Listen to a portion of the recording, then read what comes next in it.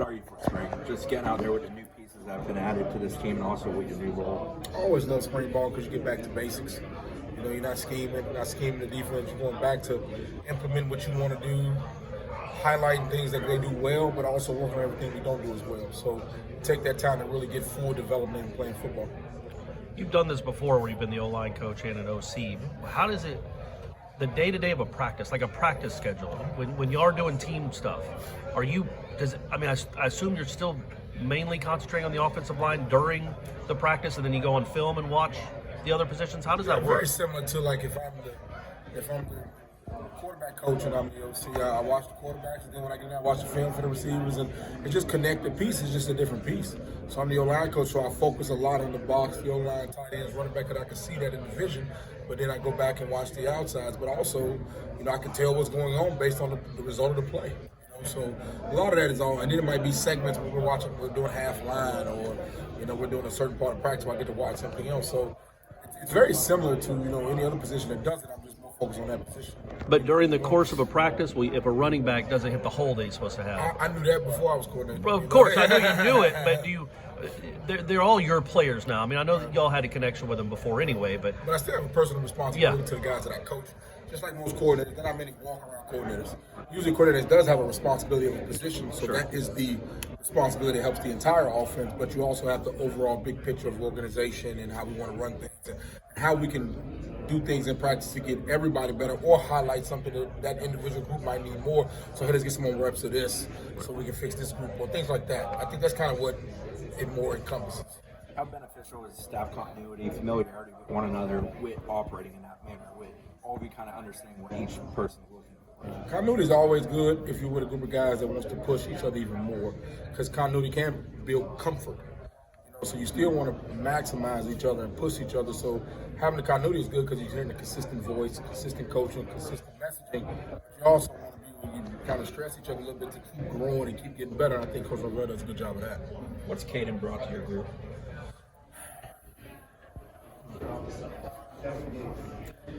I like about Caden is his serious attitude. You know, he's been through it. You know, he comes from a good program, so he knows what he wants. He knows what it looks like, and he also is open. You know, he wants to learn more. He wants to be pushed more. So it's kind of that coach me, coach mentality where he's up in my office more than I can. You know, sometimes I see him in there. I'm like, you might as well get a sleeping bag. You know, he wants to be up there all the time. He wants to soak up knowledge. He wants to grab me after practice. He understands that grown man mentality of getting it all while you can. As a new guy in Caden contending for the center spot, how important is this spring for him building that chemistry with the guys, the quarterbacks, and all of that? Yeah, they do a lot of that off and on the field. The spring, and he wants to. Like, the big thing about spring is more development than it is more evaluation. So we're going into a depth chart. You know, that's for more hype and things like that. But we just try to get the guys that we have right now that are repping. They'll all rep evenly. The ones and the twos and threes, everybody getting equal reps. So it's more of developing what we have, it's maximizing what it could be. You know, not much more depth chart or competing, but just more, let's get him the best he can be. That kind of comes later. How much more of a luxury with having more experience and also some new pieces, Caden and Les, for example, is it finding your best father than maybe you've had to do the last two? Which is more of a better standard of how we want our room to operate, because we have guys that have been there with me to know what it needs to look like and what I expect. So I would say guys are just more comfortable because they're not having to rotate in too many other positions, but we still cross-train. So that's always going to be a part of it. So I think it's just having more guys. You know, we have more guys than we have ahead in a spring practice where we can do ones, twos, threes, and possibly another set. I think more than that, you know, that probably helps them probably get a little bit more break, to be honest with you. It's taking too many reps. How big is that, man, to have most of, if not all of your guys able to practice in the spring? Just for competition purposes, for depth chart purposes, all of it? All of it. You don't want to miss a rep on opportunity. You have limited opportunities to get better at this game. You know, injury costs that a lot, and you got to catch up. So having everybody available to get better and to work, it just helps everybody else get better, because like we talk about competition, you still got a little bit in you when you see somebody else pushing a little bit further. So you see that on the corner of your eye, you say, well, let me do a little bit more too. So there's still a competition in it, but there's also, we just got to maximize and get better. You know, whatever we are deficient in, we need to really focus on that and get after it.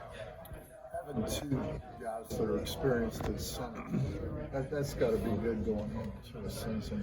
Where last year you had some disruptive injuries, etc. Yeah, we were. Well, there are not many teams in the country that can lose 1 and 2. And at one point, we lost 1 and 2.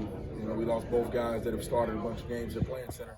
They both were down, you know, or battling through injuries or battling through small nagging deals. So what that did was that maximized me as a coach. Now, that was a learning experience for me where I had guys that could snap it, but I didn't maximize the reps of other guys that could, so you wouldn't have those disastrous practice. So a lot of that's on me.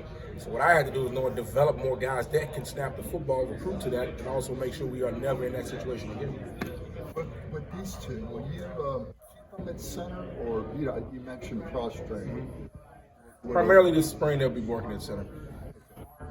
Then you get to the fall and you start Possibly more. You know, now I'm not saying that they won't rep at other positions because there's different parts of practice where in team, you might say all center.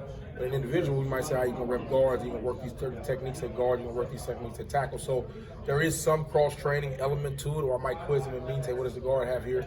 There's still some of that, but actual rep taking, and most people take the center reps.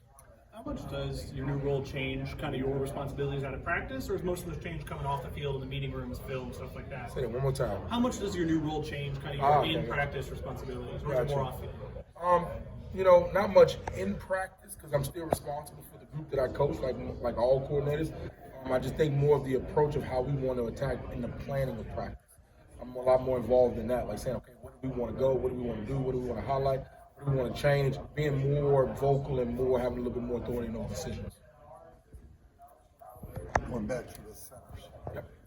Both of them have had playing time and want playing time. How do you balance that? Meaning how do the rep count or Well, who plays? Yeah, who plays. Yeah, I mean, that's up to them. That'll be on what they put on film. But the good thing about it is I got a little while to worry about that. Right now is get better. You know, whether it's recognizing the fronts, continuity, snap consistency, all of those things, get better at that. We'll rotate. There won't be a 1 and 2 and 3. Like I might say, hey, you go with the 1 today. You go with the 2 today. That didn't really not on my mind right now. Is make sure you use these 15 practices to be the best center you can be, and then we'll start fall evaluation when we start talking about depth chart. One last question about those two guys. They seem totally different body styles to me and skill sets. I mean, Lyle seems very big, thick, like you'd expect, whereas Maurice seems quicker. You know, he's a Lighter guy. lighter guy. What does that mean in football? Everybody has a different skill or trait just that they're born with that some of us don't have. You know, Caden is a thicker kid, probably like to eat a little bit more. You know, so and Maurice is athletic. You know, he can move, he can run, he's smart, quick as a cat. So there has to be a balance where one has to probably work on more athleticism and one has to work on more power and getting more weight on it. So you still have that duality of them both having to work in different pieces, but that's like we talk about coordinating and putting guys together. That's the great thing about this offense Coach Norvell does, and what we try to do is we try to put people in the best possible position that they can do it. So whoever it is, we're gonna make sure we're doing what they can do. How big a spring is this for? I mean, I know it's a big spring for everybody. It's not like you have a bunch of All-Americans that are locked and loaded. For Thomas Schrader, who hasn't gotten a ton of reps, but I know you guys really liked him when he got here. Yeah, How big is this? He had a tough injury. Yeah. And he's still battling back. He's done a phenomenal job, man. He didn't miss a meeting in the fall. He's been here every step of the way. He knows what to do. He's been a sharp guy. He just has to heal. Yeah. And I think that I love the way that's coming along. He was a part of tour duties.